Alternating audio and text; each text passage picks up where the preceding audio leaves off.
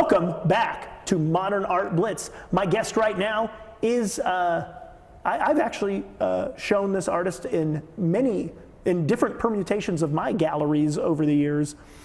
Ladies and gentlemen, the legendary Los Angeles painter, Marion Lane. How you doing, Marion? Hi. So I want to show you Marion's dress because I'm so excited about Marion's dress. Okay, it kind of looks dark. Oh, it didn't have the effect. It didn't, here, wait. Does it have the effect now? No, it's kind of, okay, yeah, there, you can kind of see through it.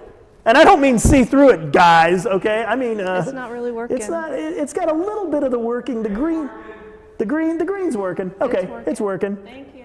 So now, Marion, do you consider yourself to be an artist or a painter? I think a painter. You're a painter. That's a good question. I consider you to be a painter, and I consider you to be one of the painters in LA. Thank you. So we're looking at, I think to me, actually this is like a classic example of what you do. There's no one place that we can just rest in this painting. It's all over. There's no color here that's insisting it is the boss. Everything is just either, is it chaos or harmony? It's both. It's harmony through chaos. Harmony through chaos. That's a painting from my show in 1999 at your 1999? At your this gallery. This is 1999. I recognized it. Yeah. I had a gallery called Coagula Projects, and you were the first solo show at Coagula Projects in September of 1999. Yeah. It seems like about 4 years ago, though, right? Time flies. Not 18 years ago? Wow. Wow, if you had given birth at your show. That was my first solo show. The person would be almost 18 years, and that was your first solo show? Yeah. Wow, okay. Yeah. And you've had a few since then, right? Yeah. Oh, good, okay. So, and this is all acrylic paint? Yeah. No oil? Just all acrylic paint. Have you ever used oil paint? No. No? No. What if somebody bought you oil paint for Christmas? What would you do? I'd give it away. You'd give it away? Oh, wow. Oh, okay, so you're not even like curious. No, you know what? I might play around. I'm playing around with some other materials now. Really? Yeah. Because you've mastered acrylic. When you're playing with acrylic paint, and I don't mean playing pejoratively, when you're using acrylic paint, you're the man. You really know the flow. I mean, there's other artists, but you're. Thank you. You know, but seriously, right? No. But what materials are you don't want to? Don't reveal it if you don't want to. Oh no, I don't like secrets. No. No. So I'm playing around with some veneers. Veneers. And some like wallpaper or contact paper or vinyl sheeting, or I'm open. I'm really open, and vinyl sheeting, that's fancy for that's contact paper. Contact paper, vinyl sheeting, it's the same fucking thing. Yeah. Okay, so now this is, are you holding this picture? Oh, I didn't know I gave you that. That's Doug Edge, and that's a piece that he bought from that 1999 show. Oh my God, yeah. Oh, yeah. Geez, wow. Yes, I think I still have the dollar bill that somebody, I still have the dollar bill, like the first dollar I made selling art. Oh, okay. You know, when they pay you, when, you know, the store is supposed to frame the dollar bill. Maybe it was Doug. I think it was Steve Schauer. Steve Schauer was the first. Where is he now? He passed away in 2006. Oh. So this is built up. This is built up layers of acrylic paint, though, right? How many rings of acrylic paint are here? More than you would want to count. It's like that coil method of doing ceramics, where you put like one, and then you can do a bunch, but you have to wait for it to dry at some point, or else it'll be, you know, you can do like 2 or 3, and then you have to wait. Yeah, or I don't know how many, but yeah, and then you have to wait because otherwise it'll collapse under its own, you know, weight. So you're giving out technique stuff here, and you don't care. You don't care. Some people are very like, well, I don't want to tell you how I did it, but you have no problem.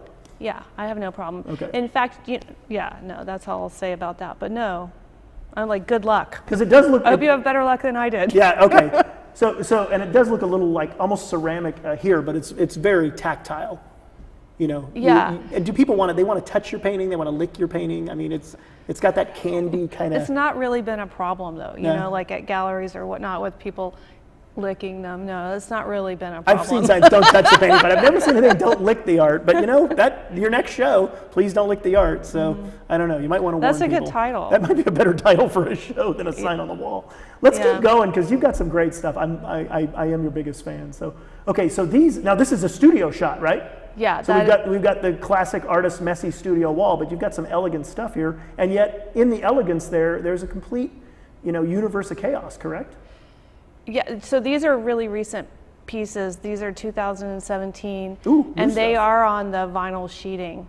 This is on vinyl. Oh, so it's some kind of contact paper. Right, so that on a panel, like on a wooden panel? Yeah, so it's like faux wood grain on a wood panel with acrylic paint on that. Wow. And these are up right now at the Citrus Art Show. The Citrus Art Show? It's a group Citrus College? Citrus College. It's a group show. It's called...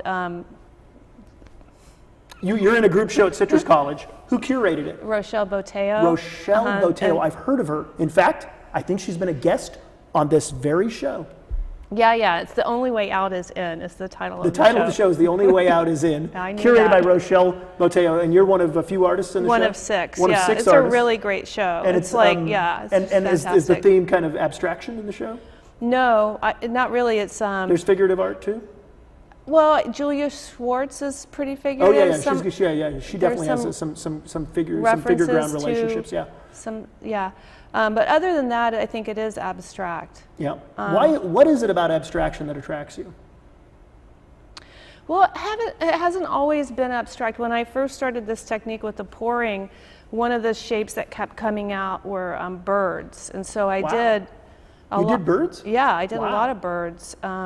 I even had a show called Birdland in 2006. Okay. And I don't know why, I just stopped doing those, but they could come back, but I don't. They're here, they're gone. They might fly back in, you never know. Birds got really popular with painters after I started that whole thing. I think you started birds. I think before you, there were no birds in art. I've looked over art history. It was Hieronymus Bosch and then you. I mean, it was this from the 11th century to, no. But bird, and they sell well, don't they? Yeah, well. She might be back to birds quick before you know it. Do a bird, help me out here. So, and this is all acrylic paint then, on the contact paper, right? Yeah, it's acrylic paint on faux wood, and I like that idea, although I am going to experiment with the veneers as real wood, so then it would be just acrylic on panel, I guess, right? Acrylic on wood panel, I mean, you could do some kind of treatment, right? Yeah. So what colors do you are you attracted to certain colors? Are you a colorist? I have there's my favorite quote about colors is never use the color you're looking for. Wow. I don't know. And then ceramicists, again with the ceramicists, they can't see their colors until it's been fired. So there's that sort of. It might work. Might be blue. And I always start off with the same colors. Like I always go pale yellow, pale blue, and like portrait pink. Sort of. I always have those. But then, before you know it, those colors, they turn into other colors. They could just all of a sudden. What happened? Yeah. So and I like fluorescence and I like metallics. I like in the acrylics all the things that you can't get anywhere else, like interference. I like it when it does newfangled things that oil paint can't do or that other things, I do want to point out that your pants, you've made art that looks like your pants before, right? Yeah, I've had a whole series of black and white. Black and white, kind of zebra like stripe, ongoing, kind of stripe stuff. Yeah, kind of psychedelic. So it's not always just about the color. I like this black and white of my leg against that painting. Yeah, it's like, why didn't you put any in the painting, right? Can we see the whole painting? Oh, there's no black and white. We need a black and white passage in there. Well, there's often is. So. Do you go back and rework older work, or do you just all the time? All the time. Like you'll take a 10-year-old painting and just say, time to add something else to this. All the time. Yeah, just spiff it up. Mm-hmm. And where you shown besides Citrus College? You had a show at Launch Gallery like 2 years ago, right? I've had 3 shows. You've had 3 shows at Launch Gallery on La Brea. Mm-hmm. And I mean, like I said, you showed me in 1999, but you have had an extensive exhibition. Again with you, just at Coagula Curatorial in 2014, ago. Right? 2015? Oh, geez. 20-something. 14. 20 question mark. No, 15. 2015. Yeah. Yeah, it was a September show. You and Rochelle. Mm-hmm. So there you go. And we're having another show. Where are you having another show? At Ground Space in June. Ground Space? Mm-hmm. Susan Joseph got you before I could get you. Damn.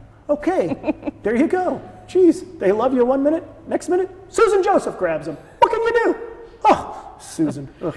That's going to be a fun show, though. Yeah, no. It's, Yeah. when you guys put on a show, it's color, it's energy. There's a lot going on, and it's never a dull moment, like your art. I mean, you two. There's a synergy there. Yeah, it reminded me of the conversation you were having with the other. Yeah, Dan and Tina. Yeah, exactly. Yeah. Sculpture and painting. You can find. I like that. Your sculptural soulmate. Would you say?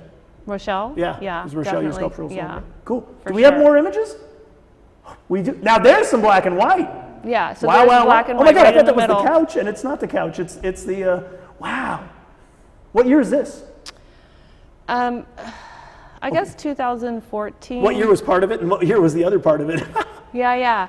That the paintings are collages, really. So there's a whole, like, you could make it and then kind of change something and then make it again and put it back in the drawer and then pull it out and redo it. So it's hard to say how long it took to make it or what year it really is, because it's all sort of. Your studio practice is just grab something, work on it, grab a color without looking at it. Well, there's the wet paint and then there's the dry paint. So, right, because that's what I'm saying, the paints are dry. I mean, I paint them, I store them in shelves. So then when I make a painting, I collage. You actually from those. you collage on a piece of an object of paint. Like, Yeah, like I the have black the- and white circle here, it could just be existing like as an object, and then you glue it on collage style, but it's paint, it's 100% paint. So all of those elements are collage on there. Okay, so that's like, it becomes this collage construction. Doesn't It's look a- like a collage at all, though. No, it doesn't. No. Painters don't ever figure that out. They or just assume that you sat there and painted each nice brush stroke. Sometimes they go, "How did you keep it so clean?" Yeah. Oh, it's my touch. You know, take credit where you can. So now you studied art at. When I first became aware of you, you were at what was called DAA. That's right. Which was the Santa Monica College of Design, Art, and Architecture. No, it no longer exists. No, we were the last year. It was Me too and successful. Lee. You and my wife, Lee Salgado. Yeah. Were the that was it? That was 90-ish? Okay. So and a lot of big artists, people went through there, Yeah, over the years. Mark Bradford went there. Yeah. I mean, that's a hell of a pedigree now. Yeah. So when you were there, though, I mean, was that a transformative experience to have gone to like a school with so many artists and a lot of activity? Yeah, I think so. I was I kind of considered myself a self-taught artist at that point, but then I fell in love with Lisa Adams' paintings, and I sort of tracked her down, and she's like, "Oh, take my class," and so that ended up me at the school. And then, the more you paint, the more you do it, the more you realize that you're just getting started, sort of, I guess. But do you think there's people like, and yours truly is bagged on these graduate diploma mills as much as anybody, but I found there to be a sort of a snobbishness to these self-taught people. I'm self-taught. And there really is, like, it is good to be around other artists where there's a dialogue, right? yeah. And my problem with the art schools is it's a good experience to have, but it's pretty overpriced to be in student loan debt for $200,000 for the rest of your Oh, I life can't imagine for having that, had this really nice interchange with 10 or 15 peers. But was that the first time you really felt like you were around your artistic peers, like the late 90s? I had found a group of artists in Venice where I lived prior to that a little bit, yeah.